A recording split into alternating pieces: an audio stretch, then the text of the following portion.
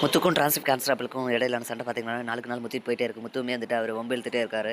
இதனால பார்த்தீங்கன்னா, எப்படா அவன் மாட்டுவாரு, நம்ம எப்படா அவனை தூக்கி ஜெயில்ல போடலாம்னு சொல்லிட்டு அந்த டிராஃபிக் கான்ஸ்டபிளும் காத்துட்டு இருக்கான். இதுக்கடையில தான் பார்த்தீங்கன்னா, ரோஹினி வந்துட்டு சிட்டிய பார்த்து முத்துவ எப்படியானா வந்து பழி வாங்கணும்னு சொல்லிட்டு பார்த்தீங்கன்னா, உஷாரா இருக்க சொல்லி ஐடியா குடுத்து போறாங்க. இப்படி முடிச்சிட்டு இருக்க டைம்ல தான் இன்னொரு பக்கம் பார்த்தீங்கன்னா, சத்யா வந்துட்டு மீனாவுக்கு வந்து புதுசா ஒரு ஆர்டர் ஒண்ணு ரெடி பண்ணியிருக்காங்க. அதனால பார்த்தீங்கன்னா, மீனா வந்து ரொம்ப சந்தோஷமா இருக்காங்க. அதுக்கான டெக்கரேஷன் வேலையில பார்த்தீங்கன்னா இறங்கிடுறாங்க. டிசைன் எல்லாம் போட்டு இருக்க டைம்ல தான் முத்து சவாரியெல்லாம் முடிச்சுட்டு நைட் வீட்டுக்கு வராரு. வீட்டுக்கு வந்த முத்துவ பார்த்துட்டு மீனா பார்த்தீங்கன்னா, நடந்த எல்லா விஷயத்தையும் சொல்ல முத்துவுமே வந்துட்டு ரொம்ப சந்தோஷப்படுறாங்க. ரொம்ப சந்தோஷம். நான் எப்பவுமே வந்துட்டு நீ சின்ன சின்ன ஆர்டர் தான் எடுத்துட்டு போய் இப்போ இவ்வளோ பெரிய ஆர்டர் வந்திருக்குன்னா நீ நல்லபடியாக செய்யணும். அப்போ தான் உன் பேர் வந்து நல்லபடியாக வரும் அப்படின்ற மாதிரி சொல்ல சரிங்க. ஆனால் வந்து அந்த டெக்கரேஷன் எல்லாம் முடிக்க 4,00,000 கிட்ட ஆகும். ஆனால் நம்மகிட்ட அவ்வளோ காசு இல்லை. அட்வான்ஸுமே வந்து ஒரு 20,000 தான் கொடுத்தாங்க. முடிச்சுட்டு மீதி காசு வாங்கிங்க அப்படின்ற மாதிரி சொல்லிட்டாங்க.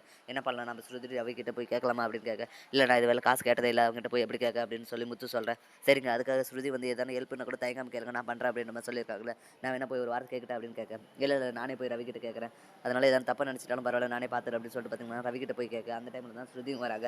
இதுக்கு ஏன் முத்து நீங்கள் தயங்கி தயங்கி கேட்குறீங்க, இதுக்குள்ளுக்காக நான் இது கூட பண்ண மாட்டேன் அப்படின்னு சொல்லிட்டு பார்த்தீங்கன்னா உடனே யோசிக்காம 4,00,000 காசும் கொடுத்துறாங்க. இதை வச்சுட்டு பார்த்தீங்கன்னா மீனா வந்துட்டு நல்லபடியாக டெக்கரேஷன் எல்லாம் செய்யறதுக்கு எல்லா ஏற்பாடும் பண்ணிட்டு இருக்கேன். இந்த விஷயம் பார்த்தீங்கன்னா சிந்தாமணிக்கு தெரிய வருது.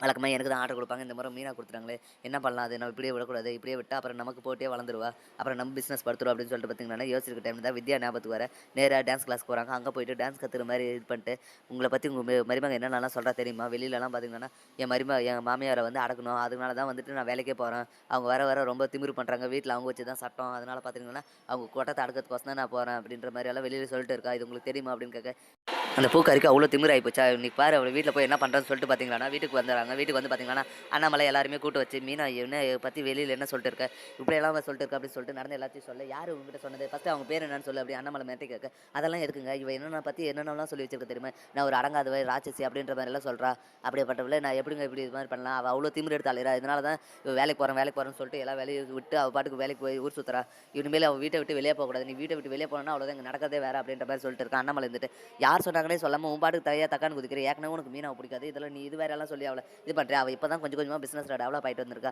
நல்லா பரவாயில்ல, நீ ஏன் கெடுக்கிற அப்படின்ற மாதிரி அண்ணாமலை வந்து அவர் பண்ணுறாங்க. எங்கள் என் ஸ்டூடெண்ட்ஸ் எல்லாம் சொல்லிட்டு இருந்தாங்க, அதே மாதிரி வெளியிலும் பேசிட்டு இருந்தாங்க அப்படின்னு சொல்ல, யார் அதோ பேரை சொல்லாமல் என்ன ஸ்டூடெண்ட் பேரை சொல்லு அப்படின்னு சொல்ல, எங்கள் சிந்தாமணின்னு ஒரு புதுசாக வந்திருக்காங்க, அவங்க தான் வெளியில் சொன்னதாக சொல்ல, இது உடனே மீனாவுக்கு டக்குன்னு ஞாபகம் வரும். ஏங்க அவர் வந்துட்டு என் பிஸ்னஸ் எதிரிங்க, அவங்க என்னை கெடுக்கிறதுக்கோசம் அப்படியெல்லாம் பண்ணுறாங்க மாமா அப்படின்னு சொல்ல, ஓ உன்னை கெடுக்கிறதுக்கோசம் வித்யா கிட்ட போட்டு கொடுத்து இதெல்லாம் பண்ணுறாளா அப்படின்னு சொல்லிட்டு வெளியில் 1000 பேர் 1008 விதமாக சொல்லுவாங்க.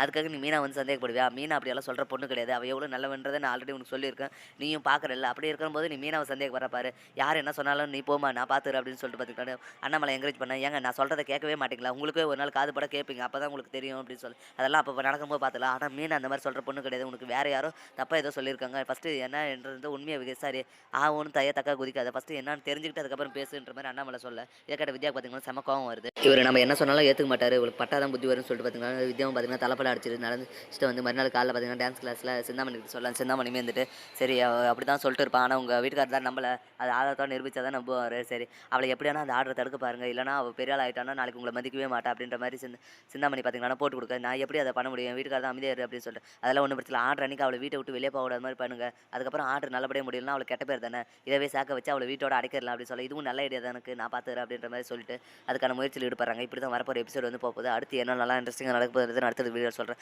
மேலே இது பண்ணுற அப்டேட்ஸ் தெரிஞ்சுக்கொள்ள மறக்காம நம்ம சேனலை சப்ஸ்கிரைப் பண்ணுறேங்க, கூட பெல் பட்டன் அழுத்துங்க, அப்போ தான் நான் போகிற ஒவ்வொரு வீடியோவும் உங்களுக்கு நோட்டிஃபிகேஷன் வரும். தேங்க்யூ.